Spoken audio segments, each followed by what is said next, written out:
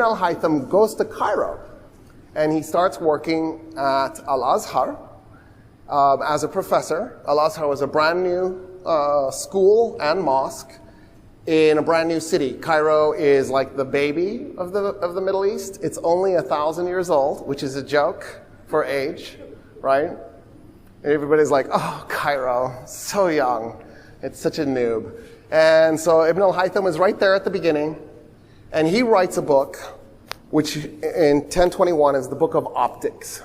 We think Ibn al-Haytham wrote 120 books. We have 30 of them. We're missing 90. Of the 30 that we have, they're almost all on mathematics. He was a mathematical genius. He started doing calculus before anybody. So, yeah, sorry, it wasn't Leibniz or Newton. It was Ibn al-Haytham. He's the guy who came up with the scientific method. So when I was a kid, I was taught it was either Galileo or it was Francis Bacon. Galileo maybe did something cool with cannonballs at the Leaning Tower of Pisa. I don't know. Galileo Galilei, I mispronounced his name. It's probably apocryphal. It probably didn't really happen. But if he did do the cannonball thing, that's all sorts of fun. Because you just say, look out below, and then he drops cannonballs. The reason he did it was he was trying to prove whether or not Aristotle's assumptions about the heavier object will hit the ground first was true or not. And of course, they saw the two objects hit the ground at the same time. He had a solid cannonball and a hollow cannonball. So if Aristotle was right, the solid one would hit first. Aristotle wasn't right. Well, but he was kind of, but that's too complicated. We don't need to do that. It turns out it is true. The heavier object will hit first. It's just the cannonballs relative to the size of the Earth. Who cares? So the only way you can measure the heavier one hitting first is if you had lasers sophisticated enough to pick up the nanosecond difference between contact. In other words, if I had an object the size of the moon and an object the size of Mars, and I ran them towards the Earth, the Mars-sized object would hit first. But anyway, that's because of the way gravity works. So it was Ibn al-Haytham. He had a 6-step method for the scientific method. He's the guy who figured out the lens. I'm very grateful. Every day I wake up, I go, thank you. And I put them on. He reinvented the camera obscura. Lao Tzu invented the world's first camera obscura, but his material was just largely destroyed and not enough of it made it through. Ibn al-Haytham reinvented the camera obscura. During this time period, actually before this time period, around the year 800, the Arabs invented modern agriculture. The way they did that was they de-peasantized the population of farmers that they had inherited when they conquered the Persian and Roman empires. And they created private property with the hope that then the peasants who were now free, who now owned their own land, could do whatever they wanted to with it. They would experiment and they'd figure out the best ways to do agriculture instead of just doing the same old thing over and over again. In other words, the incentive of profit motivation might trigger something, and it does. One of the things that they figure out is crop rotation. They're the guys who invent that. They also realize don't keep planting the same crop over and over again. What if there's a blight?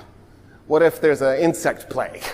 You're reliant on one food, makes you dangerously at the mercy of that food. And so you need to have diversified crops. So one of the things the Arabs did was they went around looking for new things to grow, and they're the guys who start the coffee industry. They take these beans that they find in Ethiopia that they realize they can do something with, and they bring them to Yemen, and they plant them in the province of Yemen named Mocha, and start the coffee industry. They also realize you can pack fresh food on a ship and send it to the other side of Asia. All you had to do is pack it full of ice. And so they were sending fresh food to China and India by packing ships full of ice. They had plumbing. And by plumbing, I mean fresh water was pumped in, sewage water was pumped out. They invented water wheels to make the pumping work. So you could just use the power of a river to run your pump. They lit up their streets at night.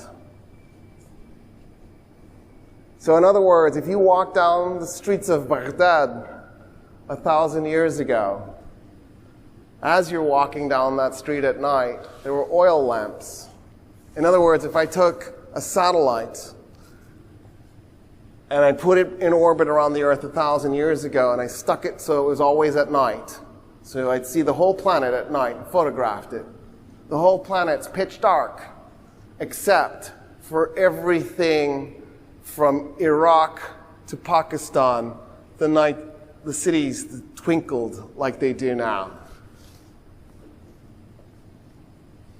Ibn al-Haytham speculated that all objects in the universe exerted gravity. I don't know how you observe that.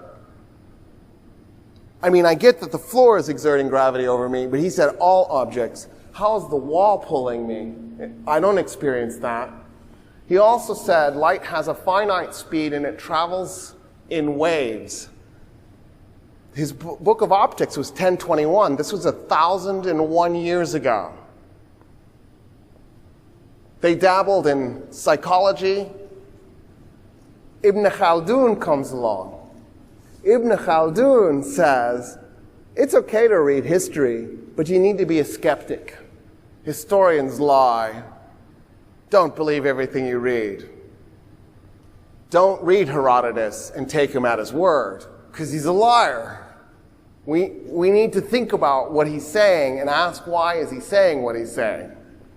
He also says we should have a systematic study of politics and sociology and demographics.